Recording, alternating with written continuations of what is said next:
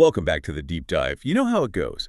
We take these huge, complex, sprawling questions, the kind that keep philosophers and regulators up at night, and we try to pull out the essential, actionable framework you need to navigate them. And today, we are wrestling with, one of the most destabilizing questions of the modern age. It really is. It's persistent, it's ethically urgent, and it's this. How, in the, absence of absolute certainty, do we determine who or what can actually suffer? And this is not just some abstract debate for a lecture hall. Not at all. We are talking about decisions that have a direct impact on human clinical care. Life and death choices for incredibly vulnerable patients. And beyond that, we're talking about massive shifts in policy for invertebrates, like the octopus and the crab. And then there's the big one on the horizon, the fundamental ethical guardrails we need right now for the future of artificial intelligence. It truly cuts across every frontier. And the sources we've been digging into make it so clear that the core challenge isn't finding a definitive final answer. Because that might just be impossible. It may well be. The real challenge is managing what the sources describe as a horrible, disorienting, apparently inescapable uncertainty about other minds. Okay, let's unpack that. Our mission for this deep dive is explicitly not to solve the metaphysics of consciousness. No, we'd be here forever. Exactly. Our mission is to explore a rigorous, practical, precautionary framework that's designed to let us reach collective, actionable decisions despite all this uncertainty. We have to acknowledge the doubt, but we can't let it lead to, paralysis. Or recklessness. Or recklessness, exactly. To do that, though, we first have to get a really tight functional definition of what we're actually trying to protect. So for this whole discussion, we are defining sentience very narrowly. Okay. We're defining it as the capacity for valenced experiences. Valenced experiences. Okay, let's make sure we nail that definition because it sounds specialized. It suggests a lot more than just, being aware. It does. It requires two integrated components. The first is phenomenal consciousness. Right. The classic something is like idea. That's it, exactly. The subjective first-person point of view. It's the difference between, say, a computer running a program that detects heat and a person subjectively feeling the sensation of heat. So without that private subjective feeling, it doesn't matter how complex the external response is. There's no actual experience happening. Precisely. That distinction, the computation versus the experience of it, is absolutely key. It's what separates a thermostat from a living being in pain. Right. And the second component is valence. This refers specifically to the spectrum of feeling that runs from intense misery and distress all the way through neutral states to intense pleasure and flourishing. So we're not talking about complex emotions like regret or moral outrage. No, not at all. We're talking about basic, raw, affective states. Things that feel intrinsically good or intrinsically bad to the subject. That's it. So if a system has both phenomenal consciousness and valence, it has the capacity for suffering and flourishing. Let's pause there, because that specific focus on valence seems to be a huge insight from the source material. Why is that one capacity so unifying, even for philosophical schools that disagree on almost everything else? Well, that's the really fascinating part. If you look at the major ethical theories, utilitarianism, neo-Kantianism, the capabilities approach, they usually disagree profoundly on the fundamentals. Right, they're starting from completely different places. Completely different. Utilitarians want to maximize happiness. Kantians focus on moral duties.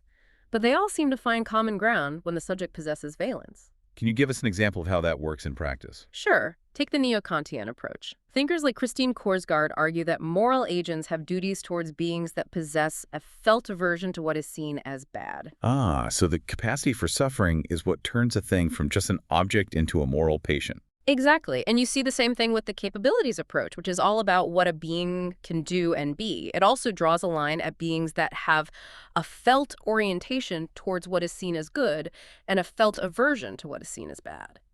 Is this just a tactical thing, though? Are they just using valence because it's the only way to get a policy passed? Or is there something more fundamental going on? I think it's both.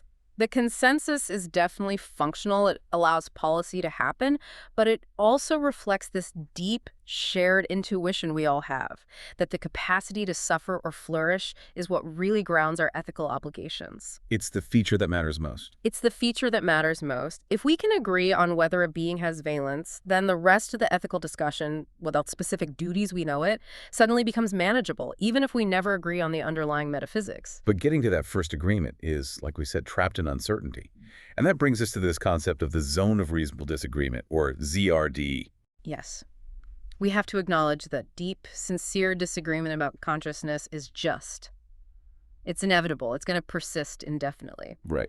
The ZRD is a mechanism to set boundaries for a constructive, policy-focused debate. It makes sure we only spend our time on views that are, empirically and morally sound. So we can accept different scientific theories, but only if they stay anchored in reality and within some shared moral parameters. Exactly. The ZRD specifically excludes two types of views. First, anything based on empirically unconstrained speculation. If a view just isn't responsive to evidence, or it requires these wild leaps of faith, it's out. Like the example from the sources. Right. Proposing you have to anesthetize every bacterium with orange juice before you wash your hands because you can't conclusively rule out that bacteria feel pain. Precisely. That's just an inability to rule something out. It's not a positive base of evidence. It lacks a credible, evidence-based framework. Okay, and what's the second category that gets excluded? The second is morally abhorrent views. So if a proposal is, say, dogmatic, purely self-serving, or just fundamentally malevolent, like arguing we should maximize suffering, it falls outside the zone where real policy dialogue can even happen. So the ZRD is our filter. It allows for different theories of consciousness, but it demands they be grounded in science and in shared human values. Our whole mission from here on out is to operate strictly inside this zone to manage risk. Let's turn to the biggest practical obstacle then, which is the science itself. We're trying to use physical markers, brain activity, behavior, structure to infer something that's fundamentally private. Phenomenal consciousness. Yeah, this is where the whole epistemological challenge just hits like a brick wall. It is. And the root of that challenge, as you said, goes way back in philosophy of mind. It's the epiphenomenalism challenge. Epiphenomenalism. So that's the idea that consciousness is just a ghost in the machine, and a lazy one at that, right? It does absolutely nothing physical we can measure. That's a perfect way to put it. If consciousness is just this epiphenomenon, it just sort of floats on top of the brain processes, but it leaves no measurable mark on the physical world. And if that were true, then a science of consciousness would be impossible. Totally unknowable. This whole deep dive would be useless. But the framework, and, most of modern consciousness science explicitly rejects that. It has to, or we're paralyzed. To have a science of consciousness, we have to rely on what's called inference to the best explanation, or IBE. Okay. This means we have to operate on the assumption that conscious experience does have a causal role. It produces a distinctive cluster of correlated physical markers, verbal reports, complex behaviors, specific neural signatures. And we then infer that the mechanism producing that unique cluster is consciousness. Exactly. And IBE works perfectly for humans. If you tell me you stubbed your toe and your brain shows nociceptive signaling and you're wincing. The best explanation is that I consciously felt pain. Correct. The problem is when we assume consciousness can jump across wildly different hardware, say an avian brain or a cephalopod network or an AI. The link breaks down. It breaks down completely. We can't be sure the same observable markers mean the same underlying mechanism is there. The inference just doesn't hold when the neural architecture is radically different from ours. So, since we can't be certain about the true boundary, the scientific community, at least the one inside the ZRD, has moved to defining the range of realistic possibilities. Yes, regarding the underlying neural architecture. And this leads us to the competing theories, which we can basically categorize by how inclusive they are. We have to map these theories because they form the basis for policy. So let's start with the least inclusive ones, the cortex-centric theories. These are the ones that basically say, if you don't have a brain like ours, you're probably out of luck. Right. We can categorize them as R1 and R2. The R1 theories often demand a very highly developed granular structure, like the prefrontal cortex, the PFC. Which is associated with metacognition, self-awareness, planning. All that high-level stuff. Philosophers who hold an R1 view, like Edmund Rolls, they tend to rule out most non-mammals, and certainly all invertebrates, because the necessary structures just aren't there. So this would basically limit sentience to a pretty small group, right? Yep. Mainly primates, maybe a few other complex mammals. Yes. R2 broadens it a little to require the entire neocortex in general, or at least specific cell types within it, like large pyramidal neurons in layer V, but it still suggests there's something functionally unique about the mammalian brain. But these R1 and R2 theories are being challenged more and more, Oh, absolutely. The evidence of high-level cognition in species that don't have a layered cortex is just mounting. which brings us to R3, the more flexible cortex-centric approach, which shifts from looking at structure to looking at function. Exactly. R3 includes the functionalist theories like the global neuronal workspace theory, GNW, or perceptual reality monitoring. Okay, so what's the core idea there? These theories argue that consciousness is linked to specific information processing mechanisms, like integrating huge amounts of information and then broadcasting that resulting model of reality to the whole system rather than to the specific neurons that do the job. This is huge, because it means consciousness is platform independent. It can be implemented differently, and we see this brilliantly in birds. Right. Crows, parrots, they don't have a layered cortex like ours. They have this nucleated structure called the pallium. And yet, research suggests that areas within it, like the natopallium caudalateral or NCL, perform functions that are analogous to our own PFC. So working memory, executive control. All of it. So a functionalist, an R3 theorist, can confidently say these birds are sentient without needing them to have the same brain structure. That makes a lot of sense. But the real friction, the part that really destabilizes policy, comes from the next group.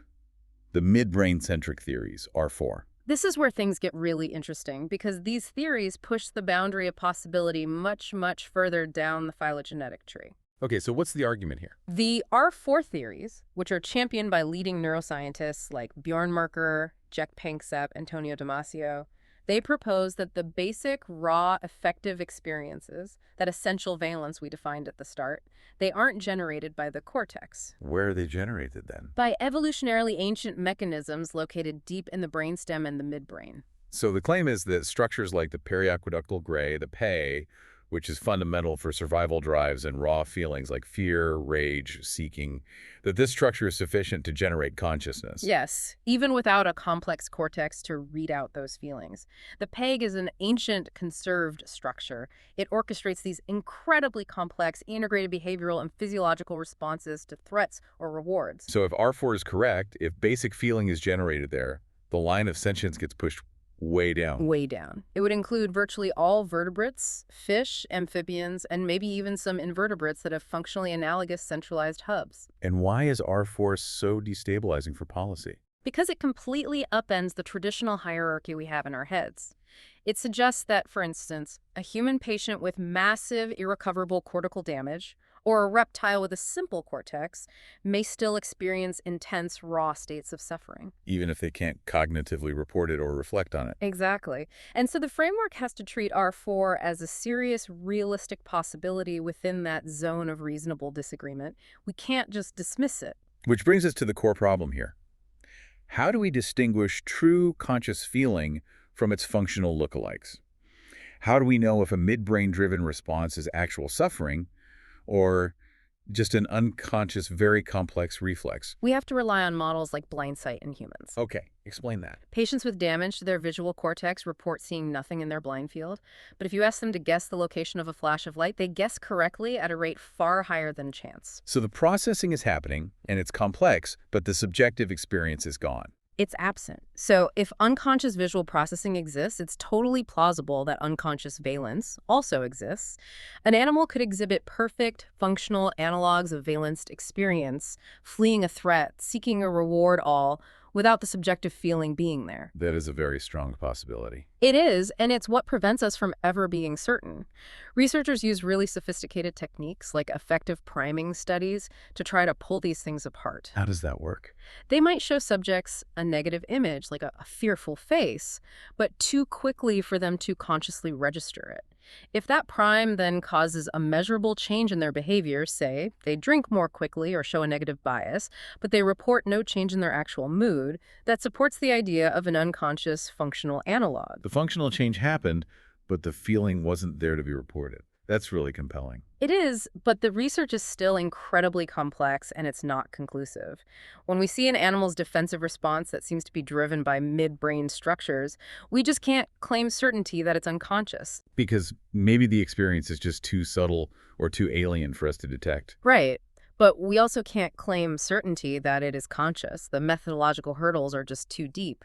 And this mandated open-mindedness is exactly why the entire framework has to be built on managing risk and uncertainty, not trying to achieve certainty. Okay, so we're permanently stuck in this zone of reasonable disagreement, operating under risk. We need some kind of bridging concept to trigger policy action without demanding absolute proof. How does the framework do that?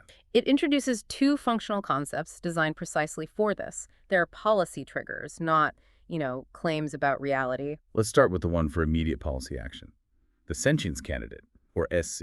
A system, an animal, an organoid, an AI, is classified as a sentience candidate if there's a substantial base of positive evidence implying a realistic possibility of sentience. And that possibility is one that would be irresponsible to ignore when you're making policy that imposes welfare risks.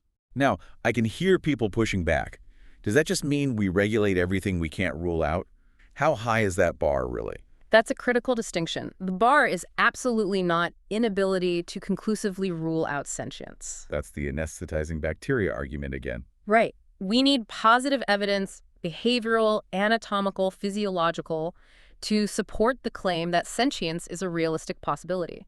You need that positive evidence to intelligently design precautions and assess the risks. So SC means the evidence is strong enough that if we don't regulate and it turns out suffering is happening, we've acted recklessly. Precisely. And the second concept is the investigation priority, or IP. When do we use the IP trigger? We use IPs when the evidence is too thin or too ambiguous to guide specific precautions right now, but the stakes are high and the potential for welfare risk is there. So what's the required response? The response isn't immediate regulation, but the prioritization and funding of urgent research to enrich the evidence base. It's designed to counteract that common industry practice of creating pockets of ignorance, where commercial innovation just outpaces any ethical assessment. So the distinction is crucial. SC demands proportionate regulation now. IP demands mandatory, often industry-funded, research now. And this whole framework is grounded in a single, overarching ethical duty. That's Framework Principle 1. Which is? The overarching duty is to take proportionate steps to control the risk of causing gratuitous suffering to any sentient being. And this is a consensus principle. It doesn't matter if your moral philosophy is religious or secular. Almost everyone agrees that causing suffering without a good reason is wrong. And Framework Principle 2 takes that duty and applies it directly to the risk of uncertainty. Yes, Framework Principle 2 says that if a system is a sentience candidate, then failing to take proportionate precautions against suffering is considered reckless or negligent. And if suffering happens because of that negligence, it was gratuitous, regardless of what the person intended or believed about that system's sentience. That completely shifts the burden of proof. It's no longer on advocates to prove sentience. No, it's on the policymakers and regulators to prove they've taken proportionate steps to mitigate the risk. And that pivot brings us to the most practical tool in the whole framework, judging proportionality. The PFARC tests, PARC. This is the procedure for inclusive debate. It's designed to avoid what they call the tyranny of expert values. Meaning experts provide the facts, but the public, citizens, they make the value judgments. Exactly. Let's break down the 4 tests. The first is P, permissibility and principle. And what does that check for? It asks if the proposed policy is legally and morally acceptable within our broad shared consensus. Does a ban on research infringe too much on academic freedom? Does a new rule impose costs that would cripple a vital public service? It makes sure the measure is a justifiable trade-off. Makes sense. Next is A, adequacy. Adequacy asks, does this option reduce the risk of gratuitous suffering to an acceptable level? And this is where the public has to lead. Why? Because experts can tell you that, based on their models, policy X is likely to reduce risk by 60%. But they can't tell you if the remaining 40% risk is acceptable to society. That's a value judgment. Right. So if a regulation is inadequate, it doesn't reduce the risk enough. We have to find a better way. Right. Then you move to R's, reasonably necessary. If a policy is permissible and adequate, are the costs it imposes, the economic burdens, the lost benefits, are they justified as necessary to get that risk reduction? This is where you'd weigh the regulatory costs of, say, welfare standards in insect farming against the benefit of preventing massive potential suffering. Exactly. It forces transparency on the trade-offs. And finally, C, consistency. This is where we have to look at our own ethical blind spots. Consistency demands that the measure is consistent with how we treat similar risks in other contexts. This is especially sharp in animal welfare because it demands taxonomic consistency. So why do we have these strict welfare standards for a mouse or a rat, but we allow industrial-scale farming of a highly intelligent sentience candidate like a crab or an octopus with zero regulation? Right. If there's a disparity in protection between animal groups, that disparity has to be justified by facts. Otherwise, the framework exposes a clear inconsistency in our ethics. Applying this framework to the vast world of invertebrates, that requires updating our scientific criteria, right? The old standards were just too crude. That's right. The earlier criteria were often satisfied by behaviors you'd find even in jellyfish, which are just governed by simple reflex loops, not central effective states. We needed to refine the markers to focus on functions that plausibly implicate valenced states. So the new standard is the revised LSE criteria, used to identify sentience candidates among invertebrates. What are the key refinements? They focus on three main areas of complexity. First, they moved away from vague talk about brain regions and focused on centralized sensory integration. So they demand evidence of a functional hub. A hub, exactly, like a complex ganglion or a central brain structure that receives and processes input from multiple senses, especially nociceptors, to allow for a coordinated, integrated response. That sounds like a functional analogy to that global neuronal workspace idea. Something is compiling information into a unified model. Precisely. Second, they refined the requirement for analgesia. It's not enough to show that an animal stops reacting when you give it a drug. So what do you need to show? You need evidence that the response is modulated by the animal's own internal pain management system, its endogenous neurotransmitters, or by external drugs like opioids in a way that's consistent with them altering the experience of pain, not just blocking the motor output. Okay, so a simple spinal reflex can be suppressed by a paralyzing agent. Yeah. But that tells us nothing about sentience. We need to see evidence that the central system is actively managing the negative experience itself. And third, we look for sophistication in behavior, specifically motivational trade-offs. We need strong evidence of flexible decision-making where the animal weighs competing high-stakes needs. Can you give us a concrete example of a study like that? A great one comes from research on shore crabs. If you give a crab a small electric shock while it's in a dark, safe shelter, you can measure its willingness to endure that shock versus leaving the shelter for an exposed but shock-free area. Okay. If the crab consistently tolerates the shock when it's hungry, but immediately leaves when it's full and less dependent on security, that is evidence of an evaluative system. It's representing internal needs and assessing risk. A trade-off is happening. That's way beyond a simple reflex. And the final marker is sophisticated associative learning. Right. And we're rejecting simple classical conditioning here because unconscious systems can do that. We're looking for learning that requires central processing, often linked to consciousness in mammals. Like what? The prime example is trace conditioning, where there's a time gap, say 1 second, between the light flashing and the shock happening. The animal has to consciously bridge that gap using working memory and attention. Reversal learning is another strong one. The ability to quickly figure out that an old reward cue now signals a penalty. So, applying these rigorous criteria, what were the outcomes for invertebrates? Well, the UK government review concluded that 2 major taxes were robust sentience candidates. Coleoid cephalopods, that's octopuses, squid, cuttlefish, and Pleosomata decapods, which are most crabs, lobsters, and crayfish. And the evidence was strong enough to get them included in the UK Sentience Act. It was, but the evidence isn't monolithic. For some species, the evidence base is a bit thinner. Other decapods, like the Dendrobranchiata, those are the pennied shrimps used in global farming, along with spiders, snails, and insect larvae, they have a weaker, lower confidence evidence base. And that's where they're classified as investigation priorities, IPs. The welfare risks are high because of mass production, but we don't have the specific evidence to design the right precautions yet. Exactly. So for IPs, the immediate policy response is to shift the burden of proof straight to the industry. How does that work? Policy 19 suggests a licensing scheme.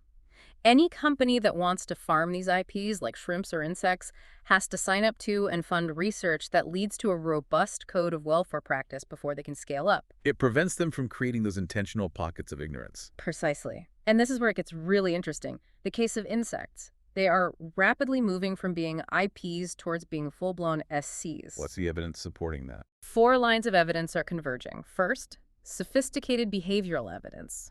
Judgment bias tests, for example, show that bees or crickets that are stressed or given a pleasure stimulus will assess ambiguous cues differently. They show pessimistic or optimistic biases. Which speaks to an internal evaluative state, what we might call a mood. Exactly. Second, there's a neural analogy. This is where R4 theory, the midbrain-centric one, applies to invertebrates. Okay, how? It centers on the insect central complex. Neuroscientists like Andrew Barron and Colin Klein argue this complex performs functions analogous to the vertebrate midbrain. It builds an evaluative, integrated simulation of the body's state and its environment to guide flexible action. It's an insect version of the basic effective mechanism from R4. Right, and if the central complex is analogous to our PAG, we have to take the risk of basic raw valence experience seriously. And what else? We have impressive evidence of cognitive abilities, substantial evidence of working memory in bees, shown using tests developed for mammals, like radial arm mazes, where bees systematically avoid revisiting arms they've already sampled. They're not just reacting, they're holding a map of their past actions in their head. And their learning capabilities, like reversal learning, that ability to quickly flip the meaning of a cue, that further supports the idea they have central evaluative processing. It's pushing insects squarely into the SC category. So if we accept insects as sentience candidates, and it seems the science is pointing that way, and these new insect farming industries are emerging, We face immediate policy implications around taxonomic consistency. we have strict rules for chickens and cows, but nothing for the black soldier fly larvae being farmed by the ton. The framework demands we urgently regulate these new ventures. The licensing scheme is the proportionate response for insects, since mass production is already happening. But there is one critical exception that demands a complete ban. Octopus farming. Yes. The framework proposes that octopus farming should be banned outright, specifically because it is very unlikely to meet reasonable welfare expectations, which makes any suffering created gratuitous under Framework Principle 1. Why is that? Octopuses are solitary, highly intelligent, they're complex problem solvers, and they have incredibly specific environmental and psychological needs. Housing them in intensive, crowded conditions, which you have to do for it to be economically viable, creates intolerable welfare risks. A preemptive ban is the only proportionate precaution. It's the highest expression of the precautionary principle. When the risks are immense and the possibility of mitigating them is near zero, you prevent the risk from ever materializing. We spent all this time building this rigorous precautionary framework for beings we think might suffer. Now we have to ask the most difficult question of all. If this framework is so good, why are we failing to apply to people who are definitively our own species, but whose consciousness is masked by injury? We shift now to patients with prolonged disorders of consciousness, or DOSI, and here the agony of uncertainty is at its most personal. The clinical reality is immense uncertainty leading to, frankly, immense suffering for families. Diagnosing where a patient falls on that spectrum, from a vegetative state or VS, where they're presumed unaware, to a minimally conscious state, MCS, it's just fraught with error. We know misdiagnosis rates are extremely high. We've seen the evidence from fMRI studies where patients who are behaviorally classified as VS sometimes show brain activity in response to commands like imagining playing tennis. Which indicates covert cognitive abilities. And this is where those midbrain-centric theories R4 become ethically paramount. How so? If R4 is right, that basic, raw, affective experience is generated by ancient structures like the Paideia, then there is a realistic possibility of residual valenced experience of suffering, even if cortical damage prevents them from reporting it. So this precautionary stance has to apply to all DOSI patients who have sleep-wake cycles. Not just the ones we managed to classify as minimally conscious. That's right. And this uncertainty demands a policy shift in clinical settings, which leads to the assume sentient clinical principle. Okay, what does that entail? Proposal 1 advocates for this in pain management. Any signs that would be interpreted as pain in a conscious patient grimacing, increased heart rate, specific reflexes, must still be interpreted that way in a patient with any disorder of consciousness, and immediate pain relief has to be administered. It's a crucial precautionary assumption. And Proposal 2 expands this to all major clinical decisions. It shifts the burden of proof in the most sensitive setting possible. A patient with a prolonged DOS should never be assumed incapable of experience when an important clinical decision is being made. So all decisions, therapeutic or end of life, have to be based on the precautionary assumption that there's a realistic possibility of continuing valenced experience. And a continuing interest in avoiding suffering, yes. This also leads to the logical conclusion that we should phase out the VSMCS distinction, at least in therapeutic and legal contexts. Why is that distinction so problematic? Because that coarse-grained label of vegetative state carries the stark implication that those patients are not even minimally conscious, and that legal or clinical classification can then be used to justify decisions, often decisions to withdraw treatment, that might not align with a true best interests approach given the immense uncertainty and the realistic possibility of unreportable suffering. So removing the distinction forces continuous vigilance. It does. And now we come to what the sources call an ethical crisis. This is where the consistency test hits with maximum force. Let's talk about the agonizing legal method of hastening death. Right. In the UK, when a court authorizes hastening death for a dosed patient deeming it's in their best interests, the only legally sanctioned method is the withdrawal of clinically assisted nutrition and hydration, or CAH. Which is a process that involves essentially allowing the patient to die of starvation and dehydration, sometimes over days or even weeks. It is profoundly traumatic. We have reports from family members describing watching their loved ones slowly deteriorate as particularly cruel and harrowing. It causes intense moral injury to the families and the clinical staff. So we're saying we protect an octopus from potential suffering with an outright ban on farming, but we allow an agonizing, slow death for the most vulnerable members of our own species. When you connect it to the bigger picture, the inconsistency is shocking. CNH withdrawal would be regarded as an inhumane, unacceptable method of ending the life of any other sentience candidate, a dog, a horse, an octopus. And yet we maintain this agonizing status quo for humans. Now, the intent, of course, is to manage the suffering with high doses of sedatives and analgesics. But you mentioned there's a kind of legal chill preventing clinicians from acting decisively. There is. Clinicians fear prosecution, specifically being charged with murder or assisting suicide, if they administer large, decisive doses of sedatives after CNH withdrawal is authorized. They fear the doses might inadvertently hasten death too quickly. And that legal risk means they're often hesitant to ensure a truly humane end. Which can leave the patient in uncertain suffering for days. Proposal 5 tackles this regulatory paralysis head-on. It advocates for two things. First, developing more humane methods of hastening death. And second, that clinicians must be explicitly protected from punishment for administering large, definitive doses of sedatives and analgesics once CNH withdrawal is authorized. It removes the legal sword hanging over their heads. And Proposal 6 highlights an immense, often overlooked secondary benefit of having humane alternatives available. This is such a powerful point. If families and doctors knew that a humane method of hastening death would be available at any time if it was authorized, that the option wouldn't expire, it would fundamentally ease the intense pressure on them to decide quickly, often in those early, highly uncertain days after an injury. There's no more window of opportunity closing. None. This allows families to embrace the default approach of clinical prudence, to watch and wait until the patient's condition has stabilized and the prognostic uncertainty is reduced. It lets them make a decision based on stability and compassion, not urgency and desperation. And it prevents that tragic possibility of a self-fulfilling prophecy, where a decision made under intense pressure leads to the withdrawal of care from a patient who might have otherwise recovered or stabilized. The precautionary framework demands we address this inconsistency first. We jump now to the furthest frontier of this uncertainty, the synthetic world. Let's look first at neural organoids, the brains in a dish. The speed of research here is just astounding.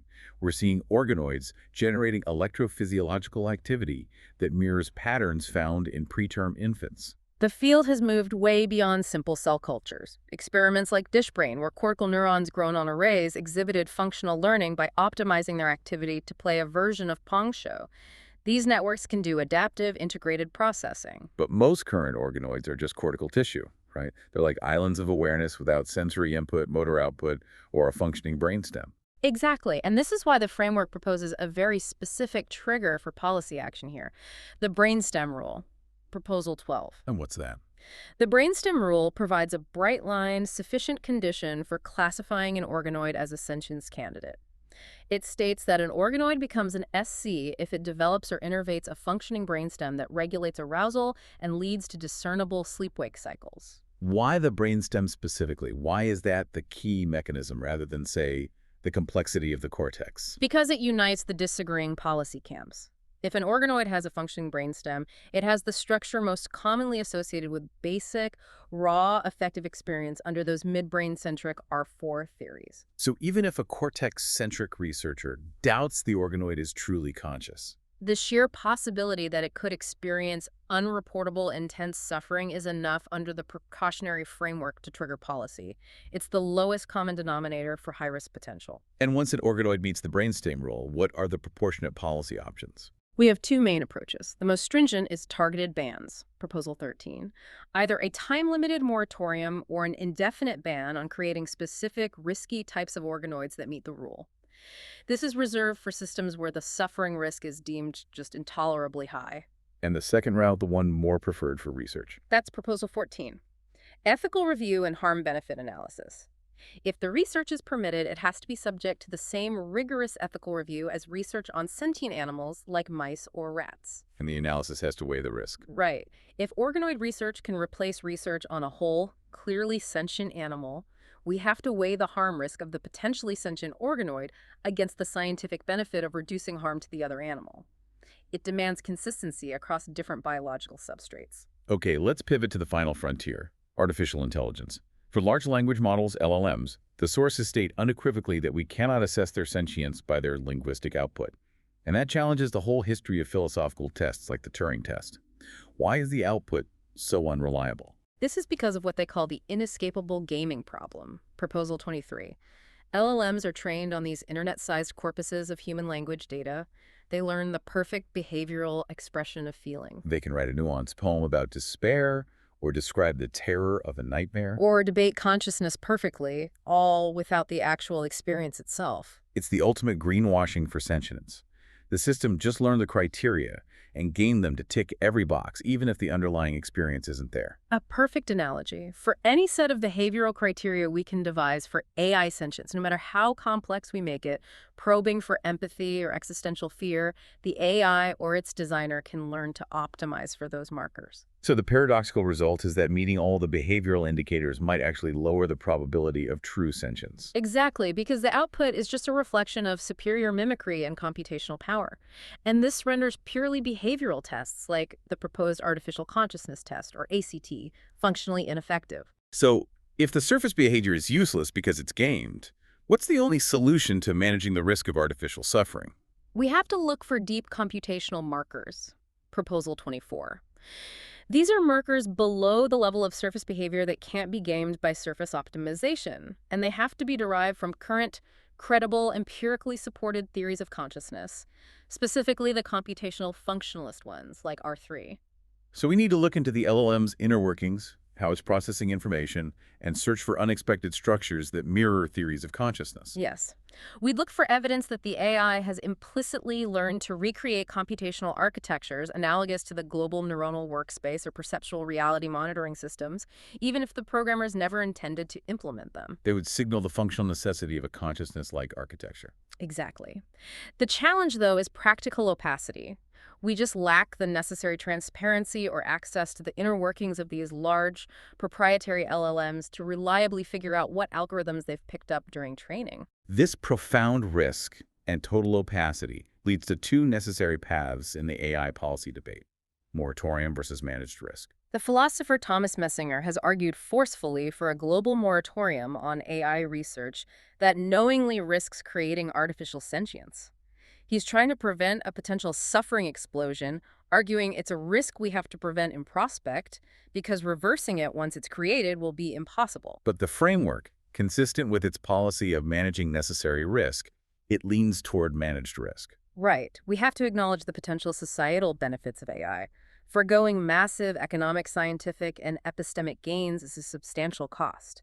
So the proportionate approach is to develop an enforceable, industry-wide code of practice with independent oversight to manage risks as research progresses. So it avoids stifling valuable research while demanding the transparency we need to search for those deep computational markers. Exactly. We have to ensure the industry can prove that if their system is functionally capable of sentience, it's not being deployed in contexts where it could suffer. So what does this all mean? We've gone from cephalopods to a cortex-damaged human brain, all the way to a hypothetical sentient AI.